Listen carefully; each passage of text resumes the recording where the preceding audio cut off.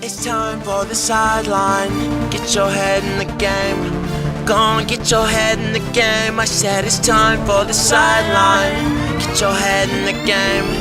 Go on, get your head in the game. I said it's time for the sideline. Get your head in the game. Go and get your head in the game. I said it's time for the sideline. Get your head in the game. Go and get your head in the game. Polly? The Panthers were back in action Thursday as they hit the road to take on the Shorter Hawks. CAU would come out sluggish to start. Here, the punter couldn't feel the low snap. A few plays later, Shorter would score on a short run. 7-0, Hawks. Pinned inside the 20, McCray is pressured by the Hawks. He attempts to throw the ball away, but is flagged for intentional grounding. Shorter leads 9-0. Shorter would capitalize on the change of possession, pushing the lead to 16-0. The Panthers would respond as Trent Earl catches a touchdown pass despite a head-to-head hit. At halftime, CAU trails 16-7. After halftime, Brady Hamill finds his tight end. Then he would finish the drive himself. Hawks lead 23-7. Following a short punt, McCray finds Jaha McCray, who would break several tackles on his way to the end zone. The Panthers would miss the PAT. Hawks 23, Panthers 13. In the fourth quarter, the Panthers defense buckled down, forcing the Hawks to punt from inside the 20. Following the punt, McCray tries to show off his speed. But he's hit at the 2, and he loses the ball, but the big fella recovers. Touchdown, Panthers. CAU trails 23-20.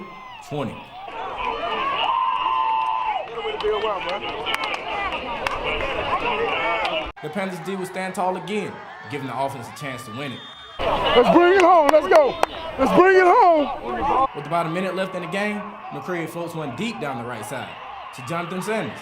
Panthers take the lead, 27-23. That's huge, son. That's huge. The Panthers D would close out the game, tackling Shorter's quarterback as time expires. You guys went out, you're in the championship game. How you feeling about your chances? Oh, man, hey, you can't ask for nothing better than that. You know, we got this big game against Benedict. Got a couple more days to see what those guys are doing, that we'll be prepared. And, you know, homecoming atmosphere, it can't be a better venue. Elena, you heard Coach Ramsey. It's homecoming. We lit. Yeah, we're going to be lit on the sideline covering the game. Why you got to bring that up? I'm just saying, man. Too much. As Coach Ramsey said, it's homecoming. For the Panthers, they're going to take on Benedict College at the Panther Stadium 2 p.m. Saturday.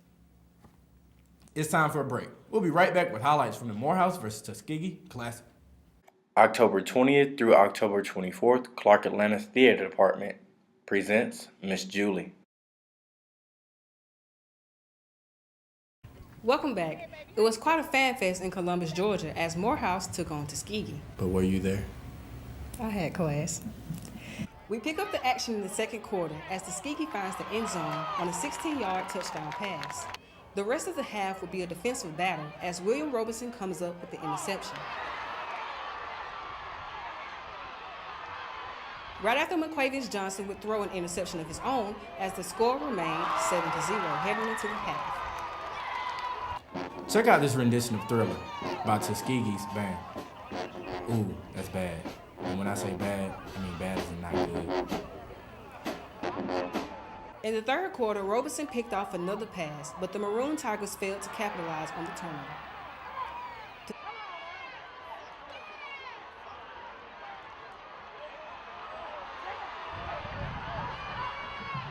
Tuskegee would find the end zone again in the third quarter. Lacey connected with Desmond Reese, and Morehouse decides they didn't want to tackle. Tuskegee leads 14-0. Morehouse got on the board for the first time as Johnson keeps it himself, Morehouse 7, Tuskegee 14. But Tuskegee wasted no time finding the end zone again, as Lacey finds DeKendrick Moncrief, Tuskegee 21, Morehouse 19. To close out the third quarter, Morehouse would fall on a mishandled handoff.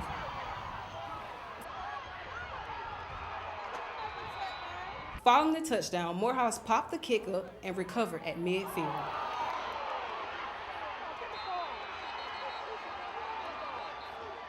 Then Johnson would find his receiver. Oh wait, no, that's just another Tuskegee defender.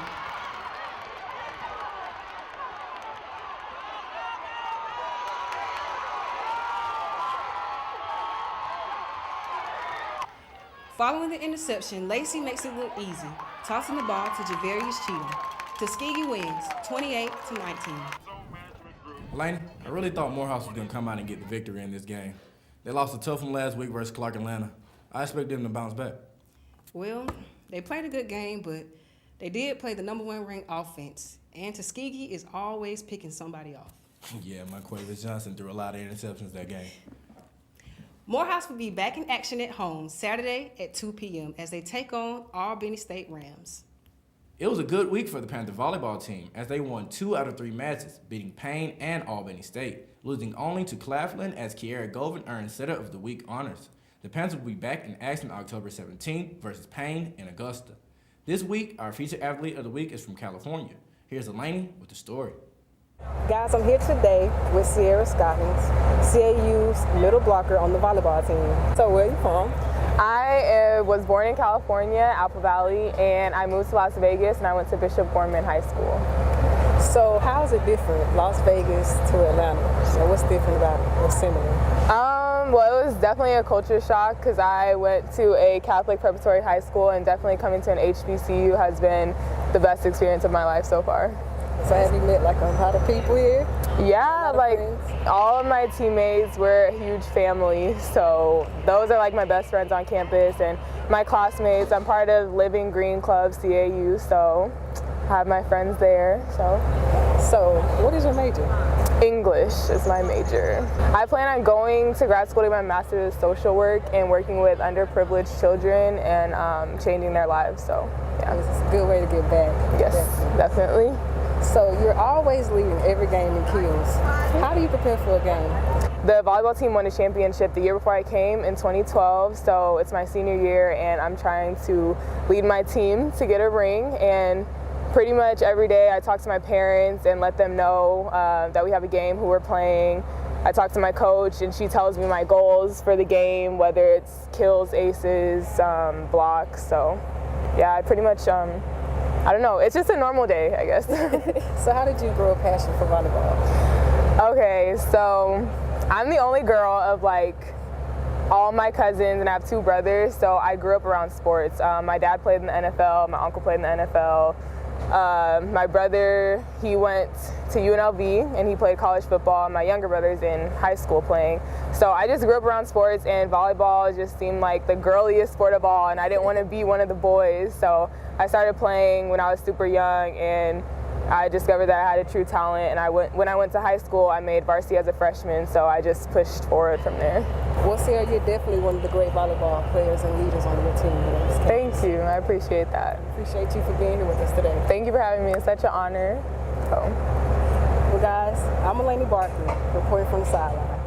Wow, Laney, I hope the Panthers can win another championship this year. Yes, because Clark could definitely use a new one.